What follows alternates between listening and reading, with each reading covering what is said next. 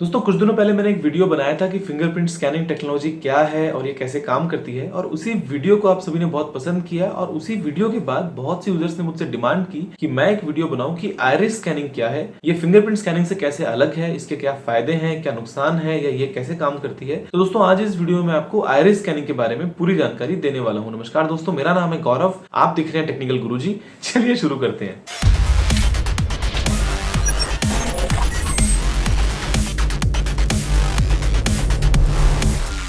दोस्तों वीडियो में आगे जाने से पहले मैं आपको बता दूं कि जो गिव अवे कॉन्टेस्ट है LE TV 1S स्मार्टफोन का, तो वो अभी भी चल रहा है। आप नीचे जाइए, डिस्क्रिप्शन में आपको उसका लिंक मिल जाएगा। उस लिंक पे क्लिक करके एंटर करने के बाद में आप जीत सकते हैं एक LE TV 1S स्मार्टफोन। दोस्तों जहां तक हम इंसानों की बात करते हैं तो हम सभी के पास में तीन ऐसी चीजें हैं जो हम सभी के पास हैं और हम सभी की एकदम अलग अलग है। पहला है फिंगरप्रिंट, दूसरा है हमारा DNA और तीसरा है हमारी आइरिस का पैटर्न। तो देखिए नॉर्मल यूजेज में हम फिंगरप्रिंट्स को काफी कॉमनली यूज करते हैं बायोमेट्रिक एक्सेस में, जहां पे भी हमको किसी सिलेक्टेड इंसान को एक्सेस देनी होती है या नहीं देनी होती है। DNA वगैरह का हम यूज करते हैं फोरेंसिक साइंसेज में। हम नॉर्मल लाइफ में इसका यूज नहीं करते हैं क्योंकि काफी कॉम्प्लिकेटेड थोड़ा हो जाता है इसको यूज करना, लेकिन फोरेंसिक साइंसेज वगैरह हम DNA का यूज करते हैं। दूसरा जो हमारे पास में ऑप्शन बचता है वो बचता है आइरिस स्कैनिंग। तो नॉर्मल कंज्यूमर इलेक्ट्रॉनिक्स प्रोडक्ट्स में या नॉर्मल अगर हम डे टू डे लाइफ की बात करें तो हम फिंगरप्रिंट स्कैनिंग को और आइरिस स्कैनिंग को दोनों में से हम किसी को भी यूज कर सकते हैं, या फिर हम चाहे तो दोनों का ही कॉम्बिनेशन भी यूज कर सकते हैं। अब दोस्तों फिंगरप्रिंट टेक्नोलॉजी काफी सिंपल है, काफी पहले से हम इसको यूज करते आ रहे हैं, काफी चीप है और इसीलिए हम इसको आज तक भी यूज करते आ रहे हैं और आगे भी हम इसको करते रहेंगे।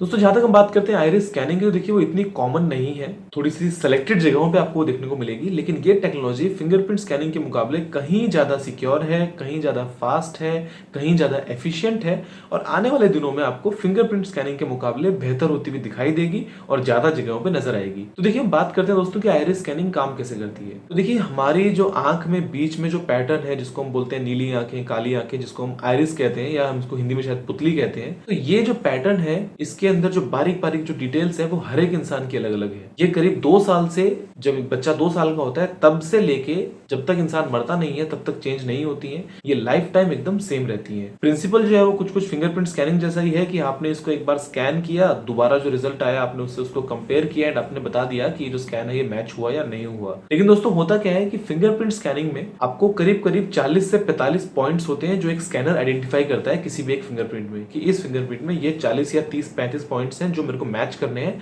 जो मैं चेक करूंगा उससे। लेकिन आइरिस स्कैनिंग में वो करीब करीब 240 से 250 जो पॉइंट्स उनको मैच करता है, यानी कि 4 से 5 गुना ज्यादा वो एकदम हाई लेवल सिक्योरिटी के साथ वो मैच करता है कि जब तक सब नहीं मिलेंगे तब तक जो है वो उनको एक्सेस यूजर को नहीं मिलेगी। अब दोस्तों एक स्कैनर कैसे काम करता है, तो देखिए उसमें एक इंफ्रारेड कैमरा लगा होता है और एक नॉर्मल कैमरा लगा होता है। ये दोनों ही कैमरास एक साथ आपके आइरिस की एक बहुत ही ज्यादा हाई रेजोल्यूशन की फोटो लेते हैं। फोटो को लेने के बाद में ये उस फोटो में से इंपॉर्टेंट डेटा को पिक करते हैं, यानी कि जैसे कहाँ पे आपको पैटर्न में डाइवर्जेंस दिख रही है, कहाँ पे कन्वर्जेंस दिख रही है, कहाँ पे कर्व है, कहाँ पे आर्क है, वो सभी चीजें आइडेंटिफाई करते हैं। उन 240 पॉइंट्स को आइडेंटिफाई करने के बाद में एक कोड बना देते हैं कि ये आपका आइरिस कोड है। फॉर एग्जांपल अगर मैंने एक आइरिस स्कैन किया तो मेरे आइरिस की स्कैनिंग के बाद में एक मेरा कोड बन जाएगा, एक एनक्रिप्शन लगाने के बाद में कि okay this is the code for Gaurav Chaudhary. उसके बाद में क्या होता है, जब मैं दोबारा जाता हूँ स्कैनिंग के लिए, जब मैं दोबारा वेरीफाई करने के लिए जाता हूँ, तो वापस से मेरी आंख की एक पिक्चर ली जाती है, इंफ्रारेड कैमरा और जो नॉर्मल कैमरा है उन दोनों के कॉम्बिनेशन से। उस इंफॉर्मेशन जो निकलती है पिक्चर से उसको वापस से कोड में कन्वर्ट किया जाता है इंस्टेंटली, और बाद में जो लिस्ट है, जो भी सिस्टम है जहां पे भी 10 लोगों को एंटर करना है, 20 लोगों को एंटर करना है, तो उनके जो जो भी आइरिस कोड है उनके साथ में मेरे कोड को मैच करते हैं और देखते हैं कि मैं उनमें से हूं या नहीं हूं। अब दोस्तों आइरिस स्कैनिंग के फिंगरप्रिंट स्कैनिंग के मुकाबले काफी ज्यादा फायदे भी हैं। जैसे कि आप जानते हैं कि फिंगरप्रिंट जो है वो हमारी स्किन के बाहरी साइड में होते हैं, हमारे हाथों में बाहर की तरफ होते हैं, तो वो हम नॉर्मल काम करते हुए कई बार स्क्रैच हो सकते हैं, कई बार आपको चोट लग सकती है, कई बार वो घिस सकते हैं, तो इतना एक्यूरेट आपको जो रिजल्ट है वो कई बार देखने को नहीं मिलता है। दूसरी बात, आपको टच करना होता है। आइरिस स्कैनिंग में ये दोनों ही चीजें एब्सेंट है, यानी कि आपको बिना टच किए एक डिस्टेंस से आप स्कैन कर सकते हैं, तो एक हाइजीन आपका अच्छा मेंटेन होता है। दूसरी बात, जो आपका आइरिस पैटर्न है वो कॉर्निया के अंदर छुपा होता है, तो ऐसे में वो एकदम प्रोटेक्टेड है, एकदम सेफ है, एकदम क्लीन है, कभी भी आपको कोई भी डिस्टॉर्शन जो है वो देखने को नहीं मिलता है।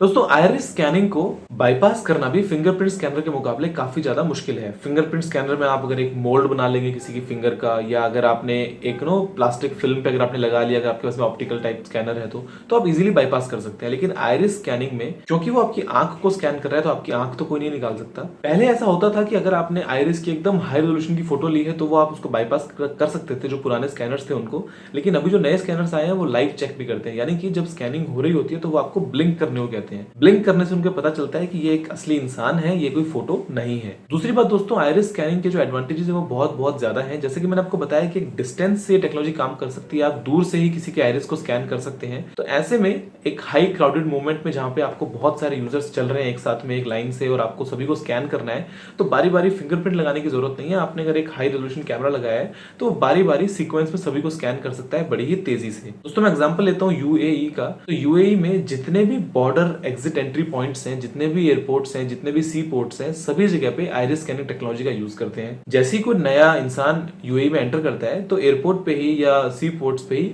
आइरिस का स्कैन हो जाता है। आइरिस का स्कैन होने के बाद में वो रिकॉर्ड में सेव्ड है जब तक वो इंसान वापस नहीं गया। तो इनकेस अगर उसको ढूंढना हो या इनकेस अगर कुछ क्राइम वगैरह होता है तो उस आइरिस स्कैनर की मदद से बड़ी ही आसानी से वो आइडेंटिफाई कर सकते हैं कि ये इंसान कौन था, ये कब आया था, ये कब जा रहा है, या जो भी है।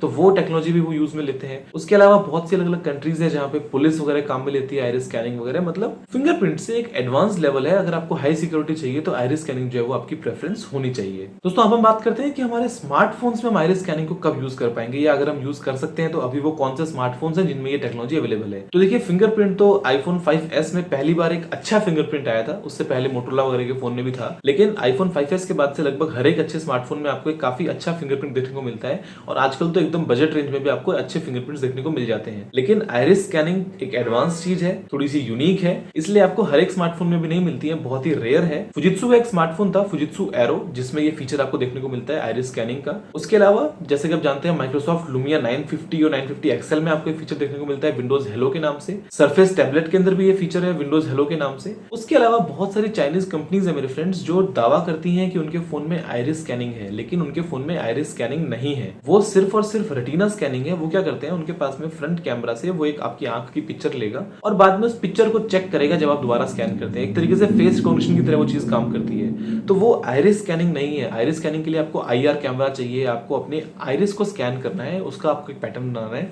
जो कि उन फोन्स में नहीं है। ये सिर्फ और सिर्फ फुजित्सु वाले मोबाइल फोन में और विंडोज का जो मोबाइल फोन है लुमिया 950 और 950 एक्सेल आपको उनमें देखने को मिलता है।